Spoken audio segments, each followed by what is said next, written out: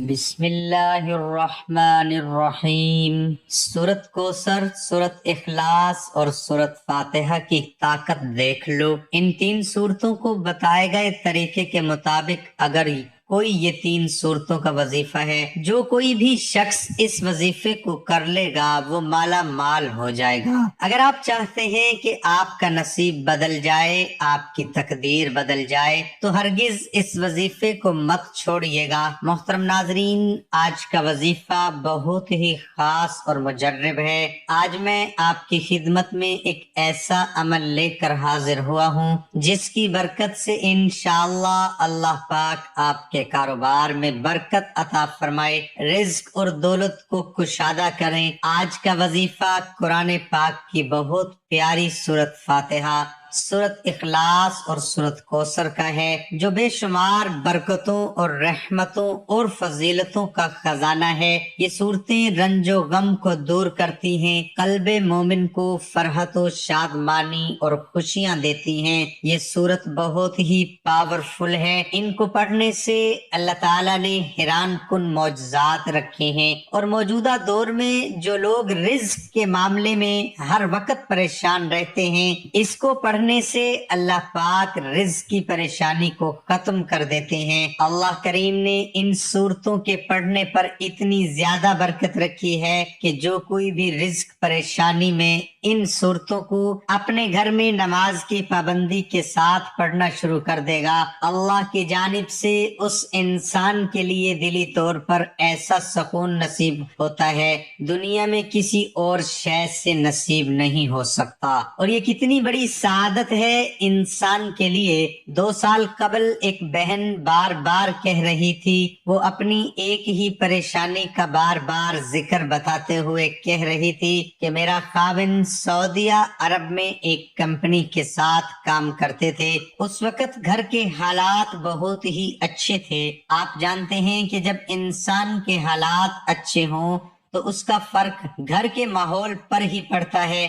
بچے اچھے سکولوں میں پڑھتے ہیں، ان کا کھانا پینا سب سے اچھا ہوتا ہے۔ پھر انہی دنوں میں ایسا ہوا کہ اچانک سعودیہ میں وہ کمپنی بند ہو گئی اور خاوند پاکستان آ گئے۔ جیسے ہی وہ پاکستان آئے تو کچھ عرصے تک وہ کافی کمپنیوں میں کام کے لیے اپلائی کرتے رہے، مگر کسی نے ایسا رزق باندھ کر رکھا تھا کہ پھر دور دور تک امید نظر نہیں آ رہی تھی کہ ان کو کیسے نوکری ملے۔ پھر پاکستان میں بھی وہ مارے مارے پھرتے رہے۔ پھر خود ہی اندازہ لگا لیں کہ اچھے حالات سے جب اچانک حالات تبدیل ہونا شروع ہو جائیں اس وقت کیا نوبت آتی ہے۔ کچھ جمع پونجی تھی وہ بھی ختم ہو گئی، اب قرض بھی کافی زیادہ چڑھ گیا تھا۔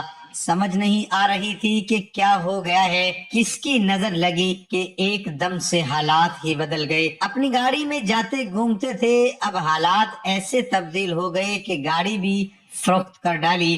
کسی نے خاوند کو مشورہ دیا کہ ریفریشمنٹ کا بزنس شروع کر لو، کچھ نہ کچھ تو گھر کا روزانہ کی بنیاد پر آتا ہی رہے گا، جس سے گھر کا خرچہ نکلتا رہے گا، ورنہ جو تمہارے پاس جمع پونجی ہے یہ تو ساری ہی ختم ہو جائے گی۔ پھر لوگوں سے یہ قرض لیتے رہنا اور تمہاری نسلیں بھی قرض دیتی رہیں گی۔ بندے کی بات میرے خاوند کے دل پر لگی، انہوں نے مجھ سے مشورہ کیا، تمہیں بھی انہی کام کی اجازت دے دی۔ پھر انہوں نے ریفریشمنٹ کا کام شروع کیا تو وہ بھی نہیں چل پایا، بڑی مشکل سے اس کا کرایہ پورا ہوتا تھا۔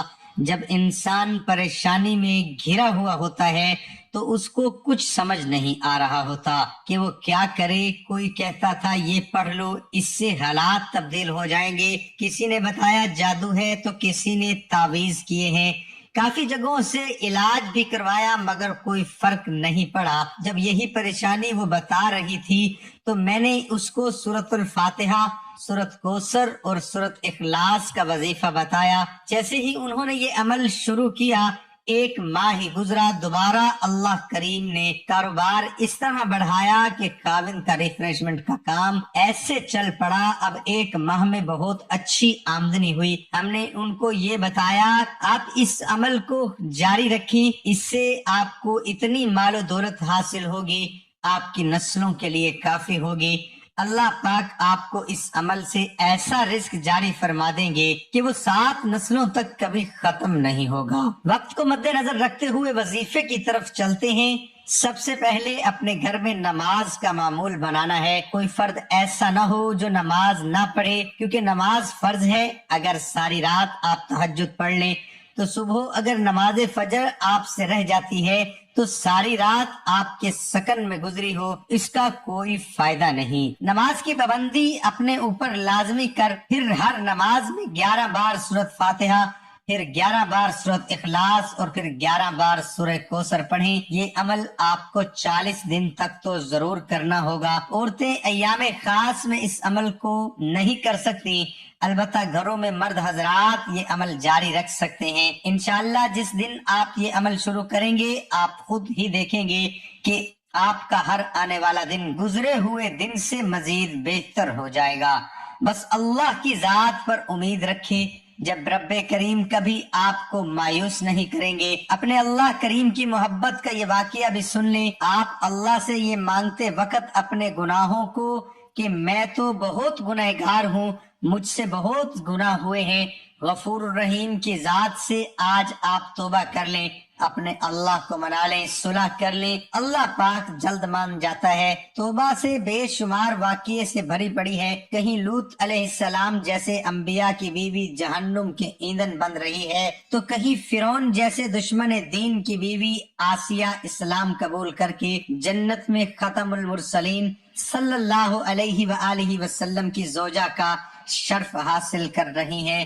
کہیں نبی صلی اللہ علیہ وآلہ وسلم کا سردار چچا ابو لہب جہنم کے پست ترین درجات میں گر رہا ہے تو کہیں بلال رضی اللہ تعالی عنہ جیسا غلام حضور صلی اللہ علیہ وآلہ وسلم کی سواری کی لگام پکڑے جنت میں داخل ہو رہا ہے۔ وظیفے کے بعد آپ لازمی اللہ کی بارگاہ الہی میں دعا کرنی ہے۔ دعا ہے کہ اللہ تعالی ہم سب کو دین حق پر چلنے کی توفیق عطا فرمائے۔ اللہ تعالی ہم سب کو ہمارے نبی پاک صلی اللہ علیہ وآلہ وسلم سے پکی اور سچی محبت نصیب فرمائے۔ اور اللہ تعالیٰ سے دعا ہے کہ جو لوگ پریشان ہیں اللہ تعالیٰ سب کی پریشانیوں کو دور فرمائے اور ہم سب کو 5 وقت نماز با جماعت ادا کرنے کی توفیق عطا فرمائے۔ دعا ہے کہ اللہ تعالیٰ میرا سنانا اور آپ کا سننا اپنی بارگاہ الہی میں قبول اور منظور فرمائے، آمین ثم آمین۔ اور اللہ تعالیٰ سے دعا ہے کہ جو لوگ پریشان ہیں اللہ تعالیٰ سب کی پریشانیوں کو دور فرمائے اور ہم سب کو 5 وقت نماز با جماعت ادا کرنے کی توفیق عطا فرمائے۔ تمام دوست احباب کمنٹ باکس میں اللہ تعالیٰ کے 99 ناموں میں سے ایک نام ضرور ٹائپ کریں۔ ویڈیو اچھی لگی ہو تو ویڈیو کو لائک کر دیں۔